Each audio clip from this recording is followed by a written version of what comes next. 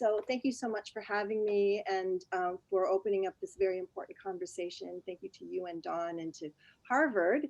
How wonderful that we're able to speak here directly to the students who walk the same campus as Dr. Ramsayer. So thank you for that. So, you know, my name's Evelina Galang, and back in 1998, I had the pleasure of taking a couple of my students with me to the Philippines, and we met several of the surviving Filipino comfort women of World War II. Now, in the Philippines, it was a little bit different than in China and in Korea and even in Japan, where there were also comfort women.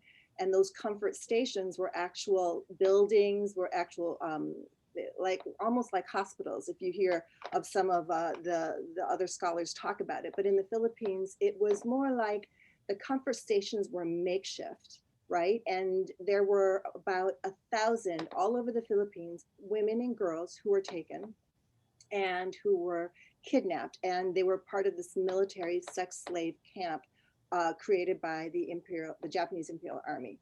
And these women, so when I got to meet them, you know, there were, like I said, I had brought 4 or 5 of my students, and we got to meet 40 of the survivors at that time and really got to know them. And, you know, we had this idea that we were going to do a creative project. We wanted to write a screenplay about a relationship between a surviving comfort woman, a Lola, we call them Lola. Lola's another name for grandmother, and a teenager from Chicago. That was like the goal. But when we got there and we, you know, we just hung out with them, and we didn't push questions. We just we danced with them. We ate with them. We created dictionaries with them. And then what happened was, close to the end of our stay, they said, "When are you going to interview us?" So when are you going to interview us? So what happened was we interviewed, one of my students and I, Ana Fe Munoz, and I interviewed 16 of the women. And you know, I'm a writer and I'm an artist, and I didn't know what I was getting into in that moment, but 16 interviews all in a row, 16 testimonies of young women and girls, and how they were taken, how they were abused, how they were held in these comfort stations. And in the Philippines, like I said, they're makeshift. So they were abandoned churches, or they were civic buildings, or they were homes that had been taken over by the Japanese. And like Judith said, you know, it's just not a moment in time where one is raped, and there is great pain and suffering that comes with that. But these young girls who were young as 8, as old as 42, were raped several times a day, repeatedly. And then it depends on how long they were in those comfort stations. Maybe they were there for 2 weeks, maybe they were there for 2 months, 2 years, but every day, every evening, they were taken. One of the Lolas, Lola Cristeta, was held in a fish bin, in this giant fish bin in Tacloban. You know, I mean, it was just the most horrendous of situations. And so these poor Lolas, you know, were silent for 50 years. And when Lola Hansen came forward, because of the connections that they had with the Korean comfort women and a conference that many of the Filipino activists had been to, they started to ask, are there others out there who, you know, do not be ashamed? Because in our culture, Filipino culture, we have this thing called like hiya, chismis and hiya, shame and gossip.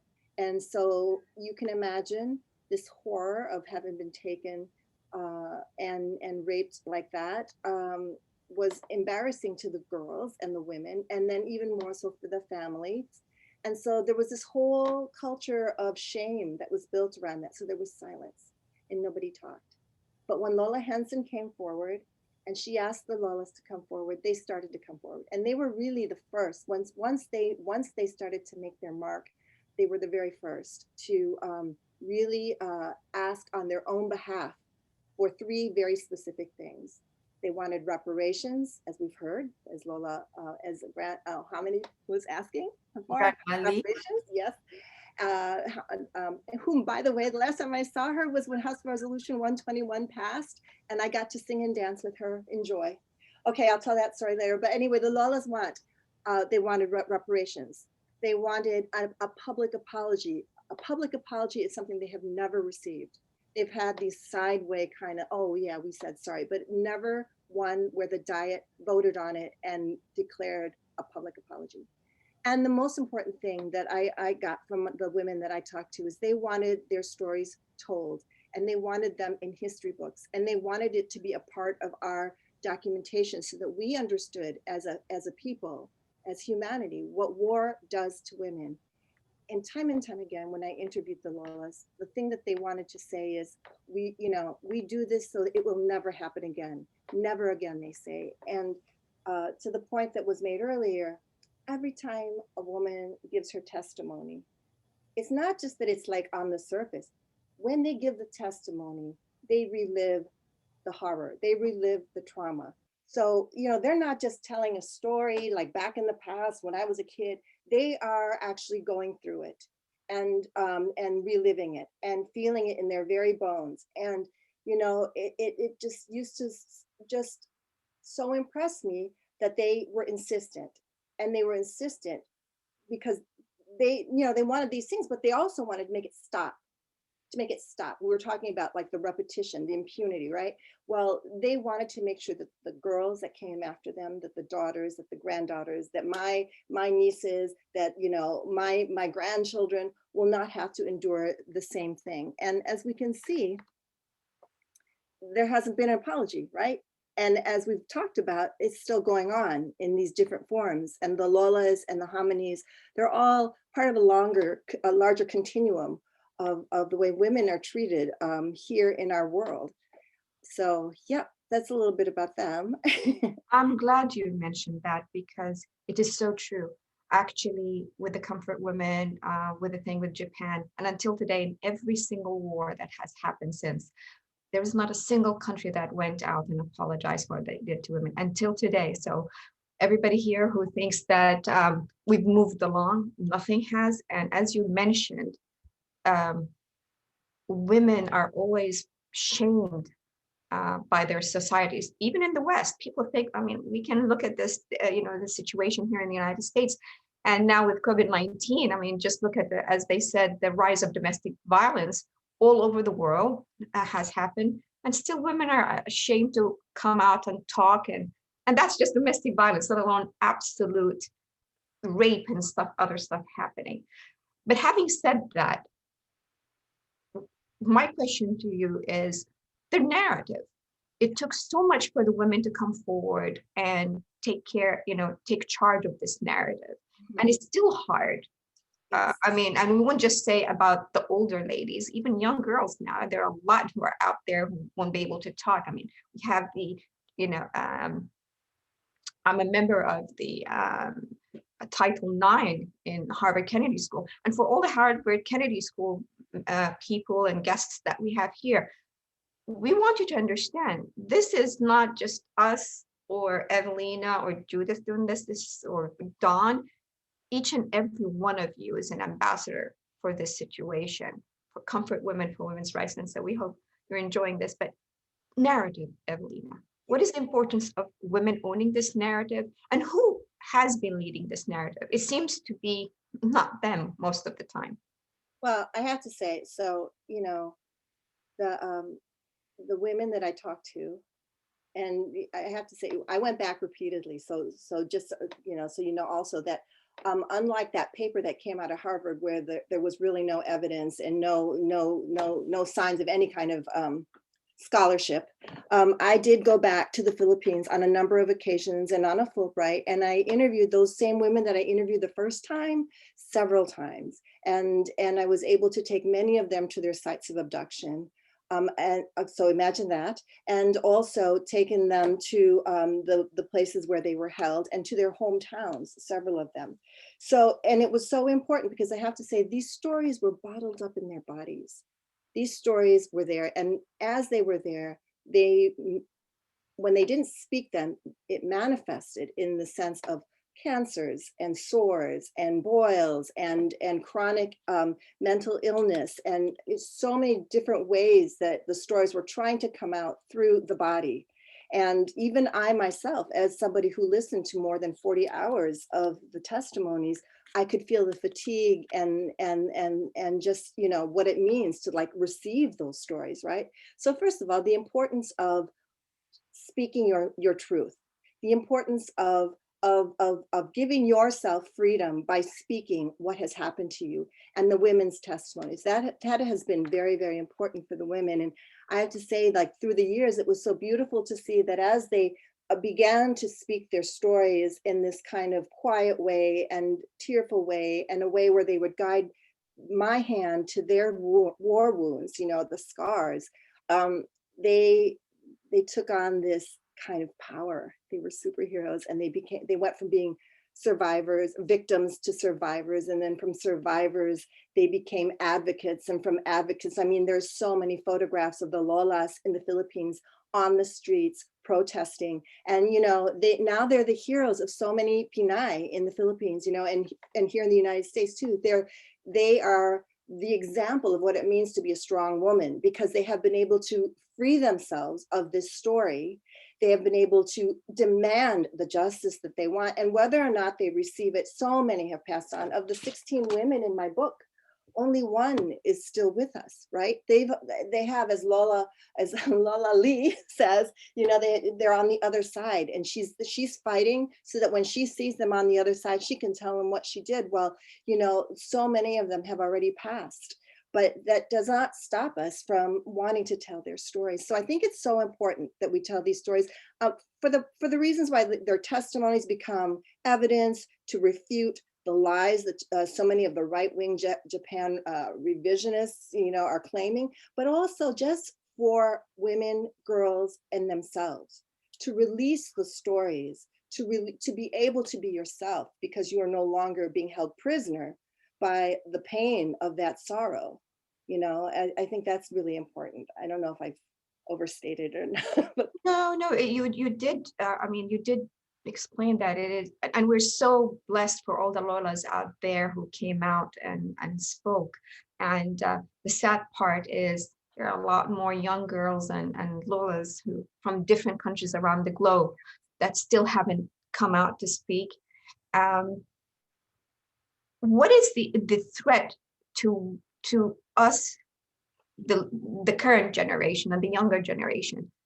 What is the threat for us to understand by not taking charge of our own lives narratives and our battles that we go through and anything that goes wrong with us?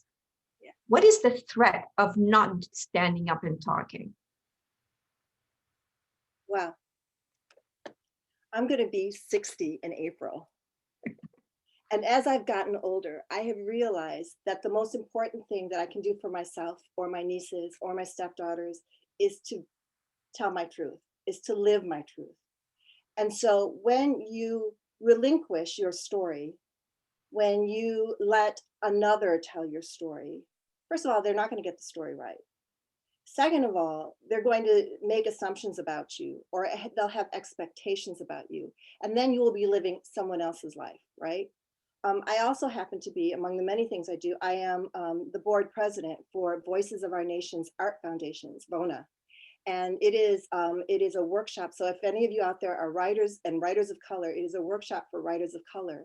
And we really advocate this space, a safe space for writers of color to write their stories, to tell their truth, to create change through a poem, through a film, through a play. Because, you know, too often we have seen that there is someone, usually male, usually white, usually older, oftentimes dead, telling our stories, you know, and you don't see yourselves on the pages of literature. You don't see the experiences of what it means to be the firstborn of an immigrant family. You know, someone else is dictating that story. Someone else is telling your story, and they're not getting the details right.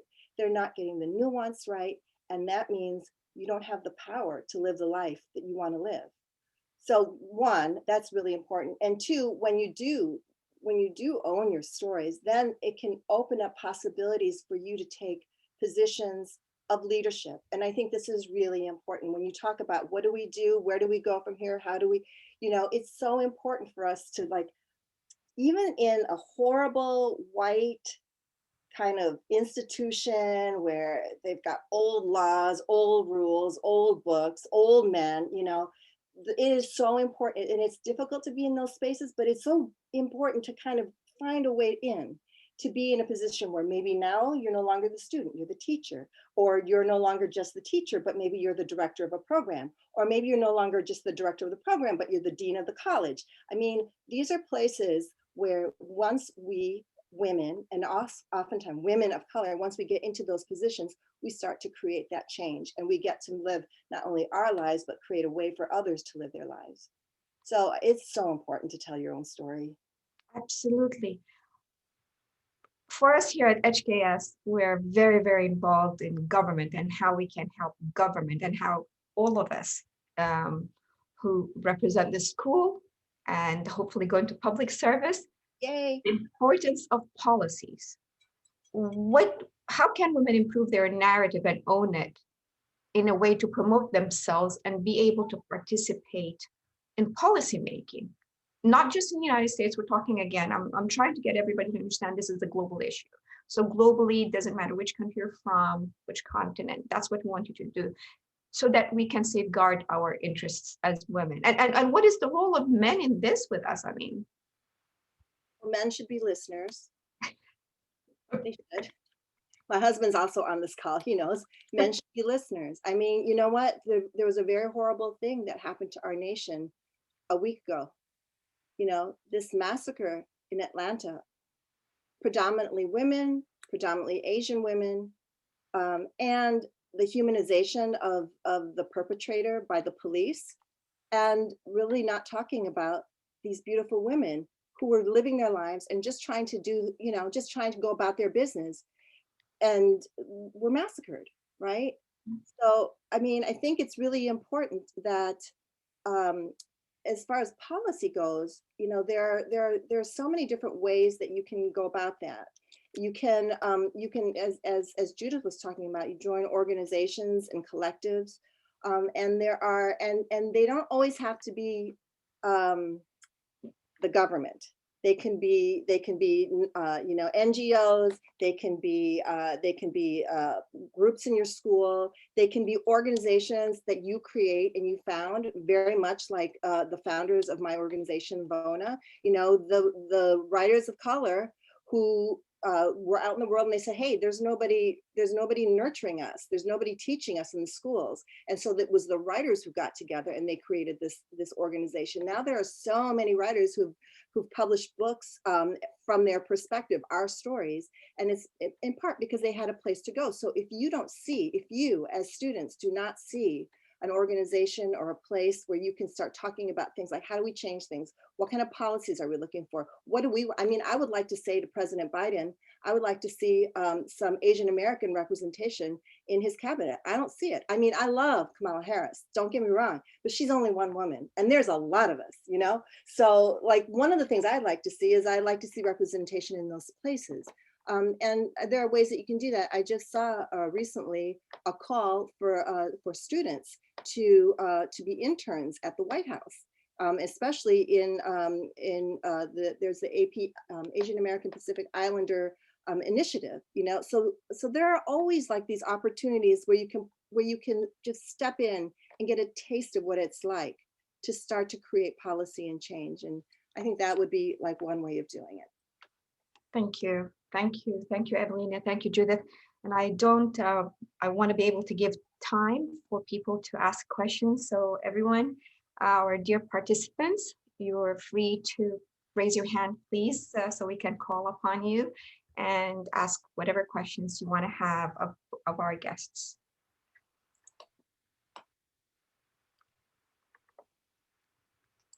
You don't need to be shy. Come on.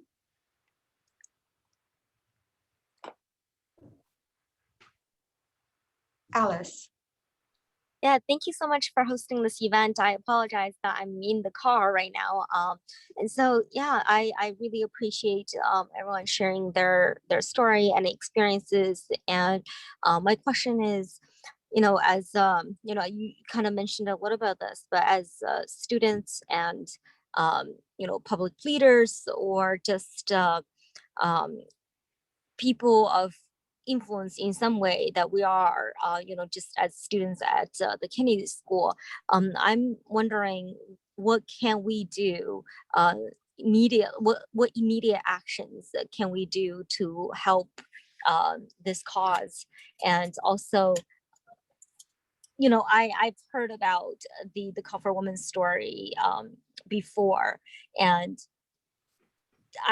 it's a shame what the Japanese government still do in terms of their denial. What can we do to change that culture? Like, for example, my friend, one of my best friend, who is a Japanese American, she was born in America, but she grew up in Japan, and then she came back to America for college. She has never heard of Comfort Women before in Japan. She has never heard of the rape of Nanking before in Japan. She learned about those in an American university studying history. She was shocked. And so the Japanese public, a lot of them are not even aware of those things, for younger, especially for younger generation. And even her, for her family is already very open-minded and international, and she was not even aware of this. But this is also about 10 years ago. And so I'm just wondering, as students, what are immediate actions that we can take for this cause, and also to raise awareness in bringing this to the light? Thank you. I have a question. I was wondering, do you have any connections like sister colleges or programs that where one university here like your university, Harvard, can be connected to another university in Japan? Because that maybe a small way is to start to have these relationships, student organization to student organization. I mean, I remember when I was on tour for Lola's house, I was actually in California, and there was a young student from Japan. He was, I guess, like an AFS student, right? And he had never heard of the Comfort Women. That's not what they teach. The whole point is to erase the stories from the history books. And he was a very beautiful person who sat with me long after my talk and just had a one-on-one with me, and we just talked. And so I feel like maybe as students, if there was a way that you could connect with students in Japan to have those kinds of conversations, that might be a really great way to start, and one that might not be so difficult too. Yeah, I think also, like, if people, in terms of social media, in terms of Instagram and Facebook, TikTok, all these things are a way of cutting through the denialism of Japan. And they've taken out any mention of the Comfort Women or the rape of Nanjing, which they call an incident.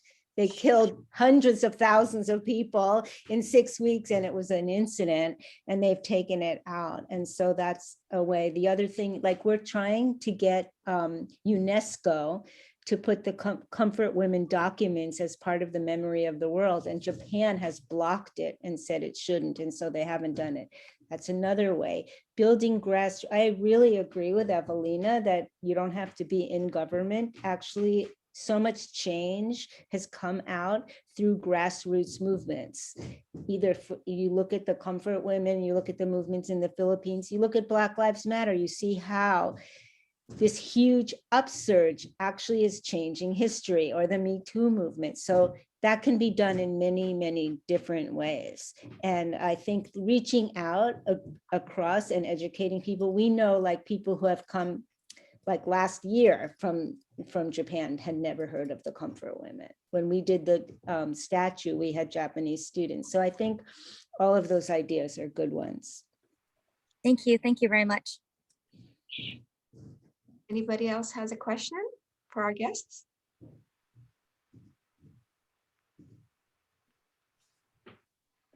So I want to give both Judith and Evelina, I would like to give you both an opportunity to give us your last words and last thoughts on this before we wrap up. I know, Evelina, you have a hard stop. So And she go first. Okay, you know what? You know how I want to end my last words. I want my last words to be one of the Lolas, and I just wanted to share one of the testimonies. When I was working on Lola's house, you know, I really thought hard about how to present their stories, and like I said, I had like 40 hours, more than 40 hours of interview tapes, and I went back and forth. And I don't know if anyone else is a writer out there, but you know, sometimes you write in third person, you're telling their story, and or you tell, you know, second person what's happening to you. And then I realized that the women had to tell their own stories. So I'm just going to read. It's just a page long, a page and a half long, and this is the testimony of Virginia Villamar. I am Lola Virgie. I was born on May 5, 1929. I was orphaned when I was 2 years old and brought to Manila before the war. I was a vendor for my uncle near the river in Delpan. 14 years old, I was not thinking of war because we were so poor. When the Japanese first came, we lived in Intramuros. They captured the civilians and my uncle was not spared. For a long time, there was no food and people were dying of hunger. So one day, for my aunt, I went across the street searching for food. 5 Japanese soldiers on a jeep stopped. I ran, but they were looking for women. They came after me. When they caught me, I struggled. They held my hands down and I thought that they would kill me. They pulled my hair. They jabbed my back with their bayonets. They hauled me onto a jeep like a pig bound for market. They kicked me. They pulled me up only to throw me down again. They drove me to what is now the customs house. We took a turn near Jones Bridge and headed south to the garrison. I thought they would kill me. When we got there, they put me in a room with many other prisoners. I didn't recognize any of the women. I just wanted to get out, but there I was. There was nothing I could do, so I cried. The Japanese soldiers undressed me, and because they were still pointing their guns at me, I was scared. I could do nothing but resign myself to what they were doing. I suffered for months, and sometimes when I think of it, I can still feel the pain. When I was there, they would not feed me. I'd wait for leftovers from those who pitied me. The soldiers made me wash their clothes and clean their sleeping quarters. I suffered for 3 months until one day there was a riot. The Japanese could not determine who was their enemy. Everyone ran. I crawled under I crawled under the barbed wire fence, and then I ran toward the Pasig River. I had no idea if I was being followed, but I ran as if I were. When I got to the river, I jumped in. I hid under a water lily floating among the grass, and I rested. And slowly, I began to move underwater, but I did not know how to swim, and I was afraid they'd see me in the water. So I crawled through the water slowly. I didn't know how, but I floated to the other side of the river, which was big and wide. By then, I was not afraid anymore. I didn't care if I drowned. I was more afraid that they might not catch me again. When I reached the other side, I saw people and I was scared because I thought they were Japanese, but they were civilians. And when I rose from the water, I was surprised to see my dress was torn from the barbed wire fence and my skin too. Blood flowed from my wound. I was bleeding everywhere. I felt nothing. The people bandaged me up. By the time I was well enough to look for my aunt, she had evacuated from Manila, so 2 couples adopted me. I worked for them sewing clothes. Later, when I found my aunt, I didn't tell her what had happened to me because I was ashamed. Thank you. Thank you.